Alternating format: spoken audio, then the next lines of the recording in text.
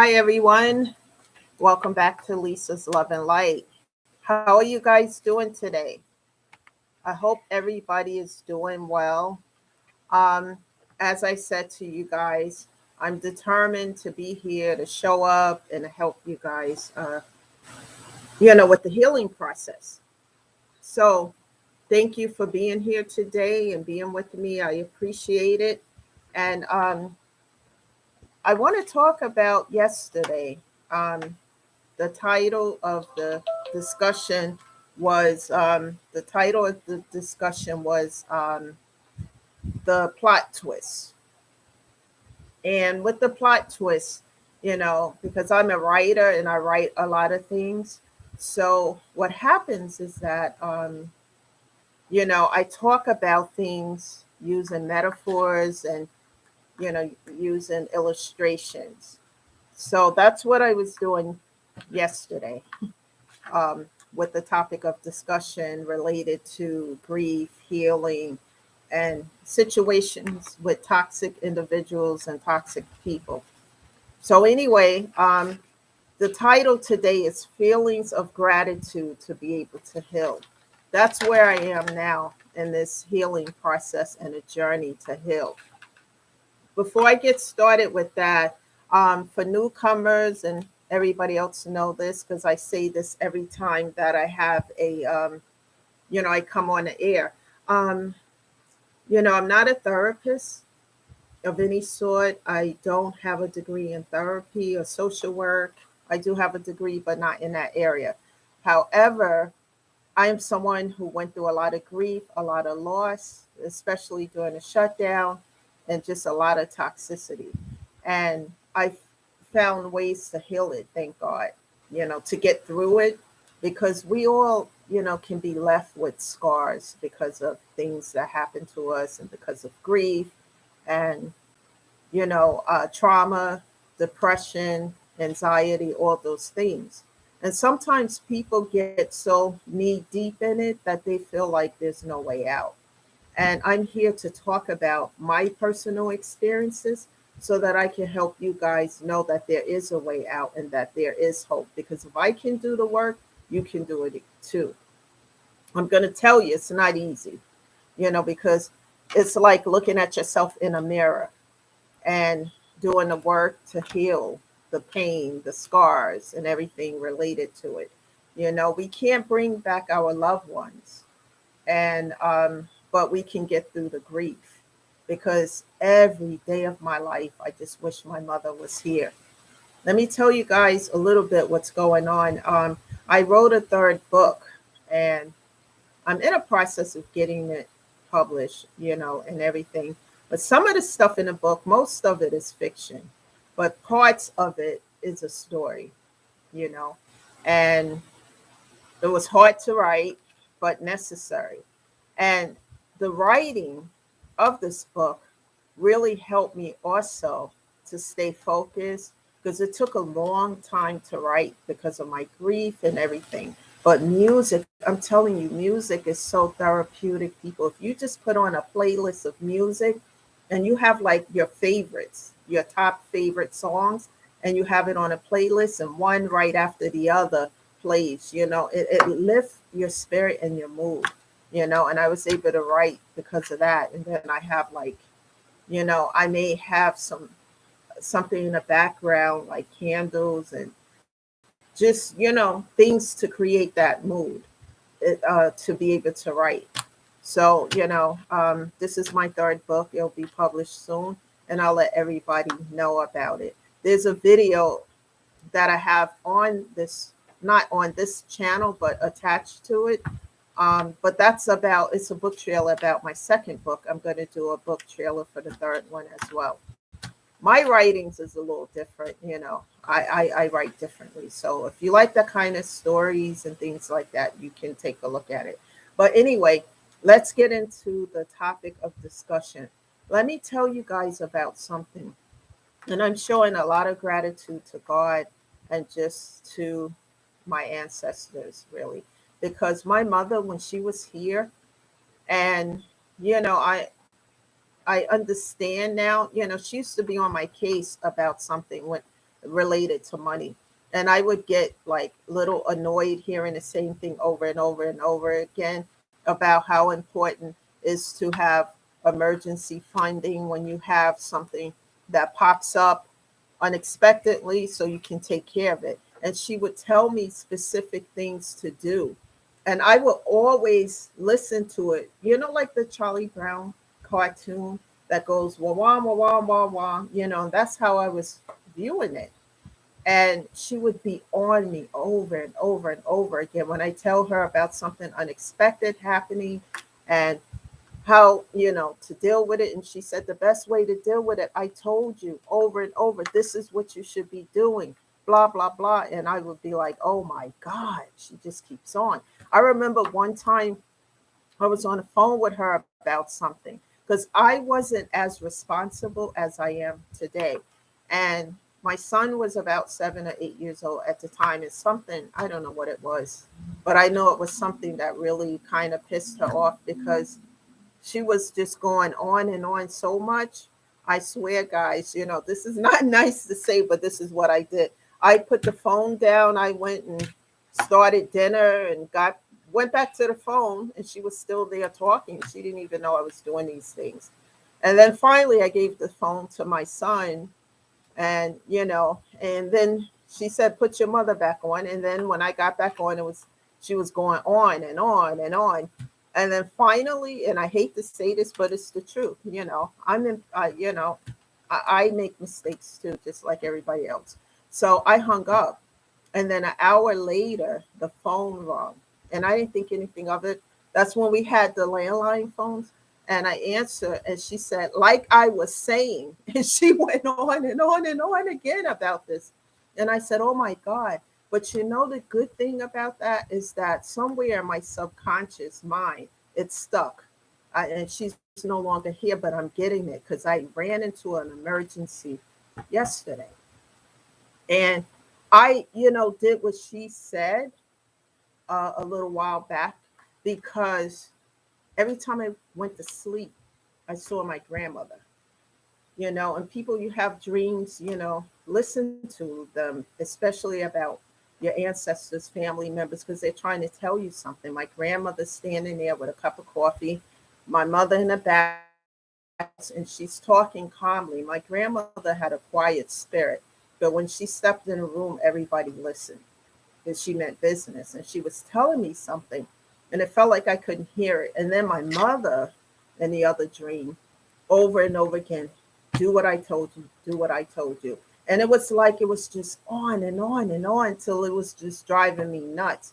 So I finally implemented a plan to do exactly what she said to do. And I did that probably about a month ago. And yesterday I had an emergency. And believe me, this emergency, and if I didn't do what she said, I wouldn't have been able to pay. I would have, and it's something my fault because it was an oversight on my part about something. And this situation needed to be paid immediately and it needed attention. And I said, oh, I did what mom said. And immediately I took care of it. And then I just said, oh, I started crying because I said, OMG, mom has been telling me to do this stuff for years and I wouldn't listen. But I did what she did because it involves me doing something, taking care of something, doing something on my time off that I didn't want to do because I didn't want to be bothered. So, and it's, it's nothing, it's just something strategically to make sure that I'm taken care of. I have to manage things better. And I didn't want to do it because it means taking more time out from me resting or whatever. And so I started to do this. And when that emergency happened, and I said, Mom, and then I could hear her saying, I've been telling you to do A, B, C, and D for years. But yesterday taught me a lesson. And I really started to thank God and to show gratitude because when we're kids and we're growing up, even in our 30s and stuff, when our parents are trying to tell us stuff, do this, do that, blah, blah, you know, we don't listen. But as we start to go through those problems and trials and tribulations of unexpected things coming up, and, we start to apply what they tell us, it's like, wow, you know. And I started to show gratitude to God. Thank you, my ancestors and stuff, because this is how my mom was able to, she had a really good job after um, separating from my father and doing things, and we were able to take trips and do things. And, this is why. And I just didn't want to be bothered, And as I start to heal, that's one of the other things that was so hard about my healing process is not wanting to be bothered, and I had to learn, and my therapist helped me with that too. Certain things that starts to irritate me when stuff starts to pile up and I have to do A, B, C, and D, those things are time out. You got to go take time to do this and do that, and I don't want to be bothered. And my therapist really works with me on those areas too, and I've gotten within the 3 years a whole lot better with things, because the way I was handling things was just making things worse because I didn't want to be bothered, it just, but I have evolved into this person that embrace change for the better, and gratitude, and not just gratitude, but in a I'm in that how do you say this? I'm not sure the right words, but in that space of helping other people, because I know what works now and what doesn't work. And I know if I can do it, a person who don't didn't want to be bothered, just, you're tired, you work all day, you don't want to be bothered with stuff. You just want to be left alone kind of energy. And I had to find ways to work through that, and it just, like, for example, like you have a specific bill and you got to pay it. I'm not going to pay it today because I don't feel like being bothered. I'll pay it tomorrow, and then tomorrow, and then the next day, and stuff like that. And just because, you may be going through something and you just don't want to be bothered with anything kind of energy. And I had to learn how to deal with those things and how to do things in a different way.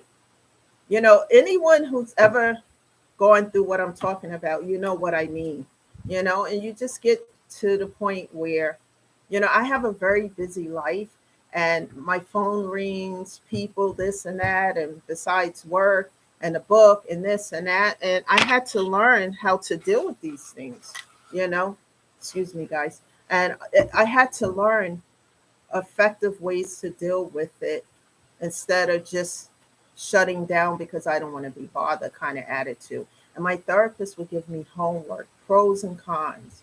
What can you do differently so that you can have a better outcome? That kind of thing.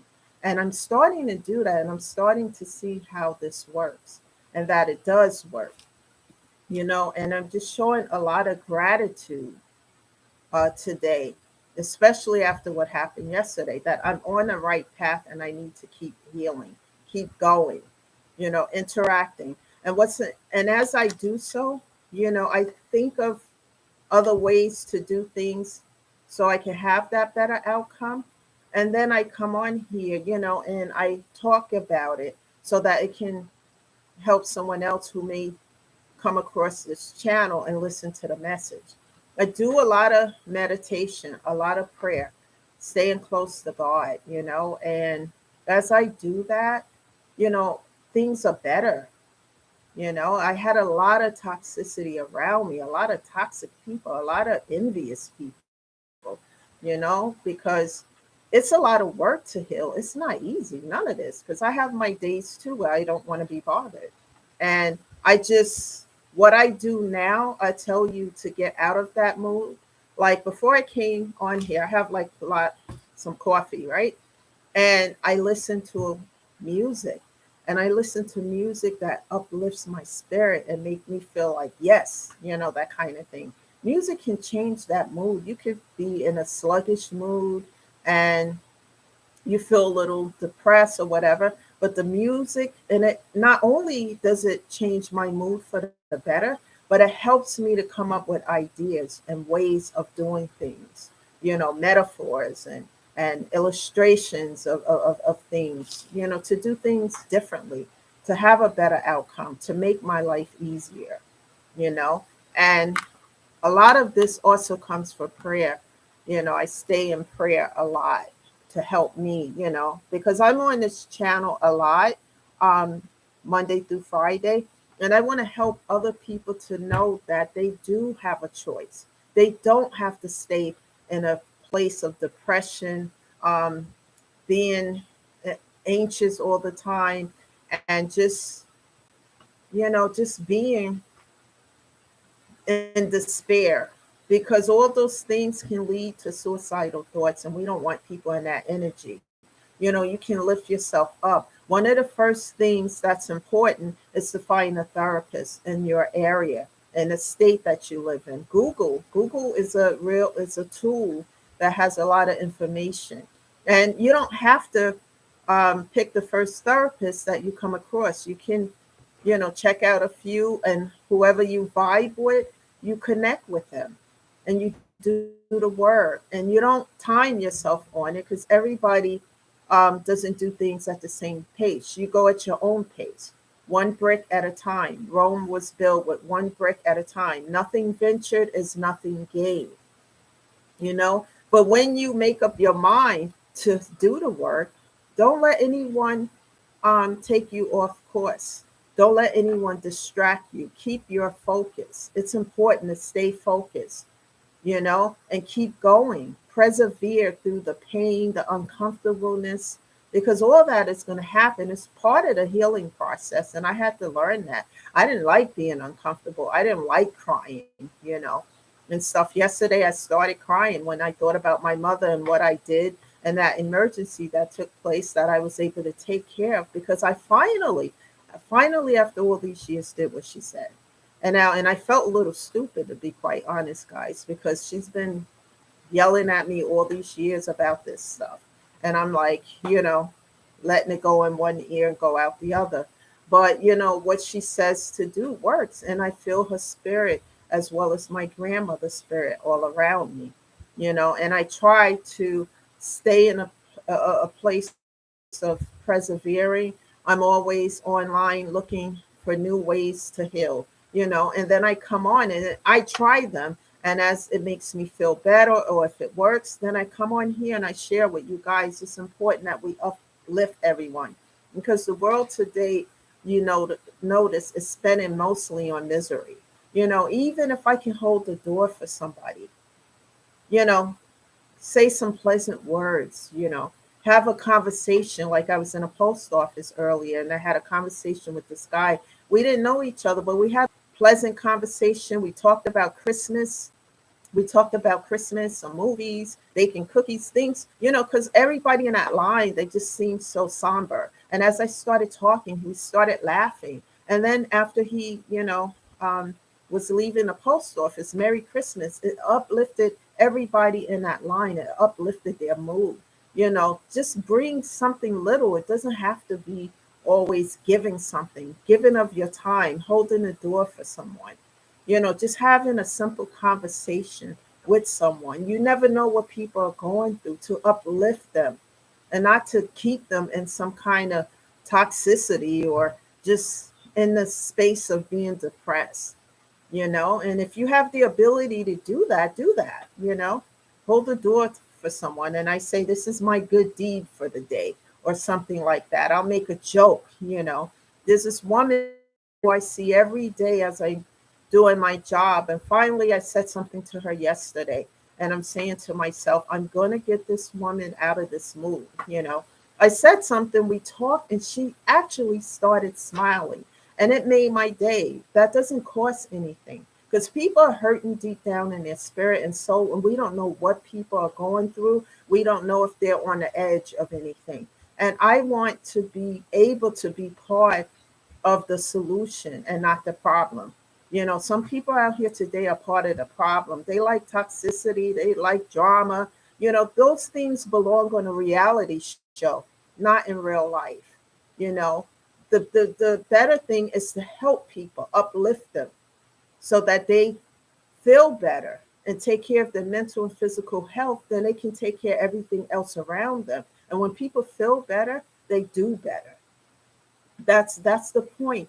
That's the key factor here on this channel. And we do not judge other people here. We uplift and help and encourage, restore hope instead of despair. And also, those who love toxicity and the gossip and drama and everything, they don't belong here on this channel. What I will tell you, that all that energy that you're putting into gossiping and trying to keep somebody stuck and stagnated and in toxicity and anything that's toxic and negative, if you take all of that energy and put it into healing yourself and a brokenness that you feel and everything else that's the pain and hurt, and you do the work, you will be a phenomenal person, a force to be reckoned with, because then you can go and you can take that pain and turn that into power, turn that power into purpose of helping other people.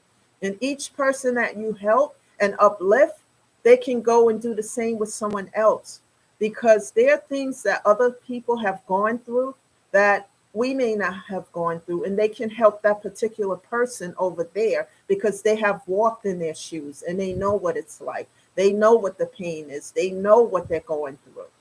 And when people know you've gone through things like they have, and that you've experienced pain and you know what it's like and how you uplifted yourself and came out of it, you can help them. You can be an example to them instead of, part of the problem. Let's be part of the solution.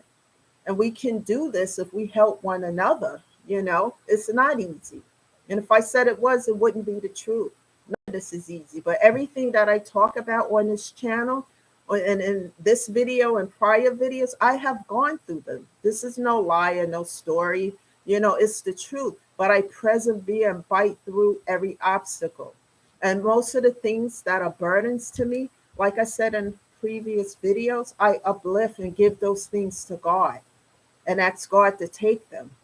And he carries those burdens. So anyone coming to me with some toxicity, I cut off, block, delete, give those burdens to God. Now they are fighting with God. They're not fighting with me anymore because I've given it to him and he takes care of it. As long as I stay on this path to heal and vow, to continue to help other people as well as I continue to get better. Like I said, when we get better, we do better, and then we're in a better space. That cloud of despair and all of that, it gets uplifted. And then, we can do better. And let's keep this going. Please, people, not only subscribe to the channel here, but share. It's important to share these videos with other people, because there are people who are hurting and hurting so bad, you don't know how bad they're hurting. And they could be somewhere in a corner, losing hope, which is really bad, to lose hope, and then staying in a space of depression because of being hurt, because of loss, because of pain due to grief, due to loss, and due to trauma. And we want to help people, let them understand that there is hope and that they can get better. So please share this message. That is the message for today, and I'm feeling gratitude because I am listening. I am moving forward. It's not easy. I have my days when I don't want to do much of anything, and that's okay. As long as the next day I get right back on that bike, get right back on that horse and keep moving, and remove my biggest thing is continuously to remove toxicity from my life. Toxic individuals who don't want to change and who don't want to heal, having to cut off, block, and delete, and knowing that I made the right decision as I move forward and persevere and, healing myself, because grief is not just the loss of loved ones and despair and trauma. It comes from individuals and situations that we may have in our life that are toxic, weighing us down. and finding ways to solve those things. And a resolution may be to cut off and block and delete. I know it was for me, but I can't tell anyone else what to do. All I can do is share how the things have helped me and helped my life as well, you know? And so it's important that we keep doing this. So thank you all for being here today. You know, I'll be back tomorrow. I can't tell you exactly what time, but I will show up tomorrow and have a new word for you to encourage you and to uplift you. Thank you all for listening to this video. I'm really grateful that you're here. And thank you all. And you all have a great, wonderful day. And I'll see you tomorrow. Bye for now.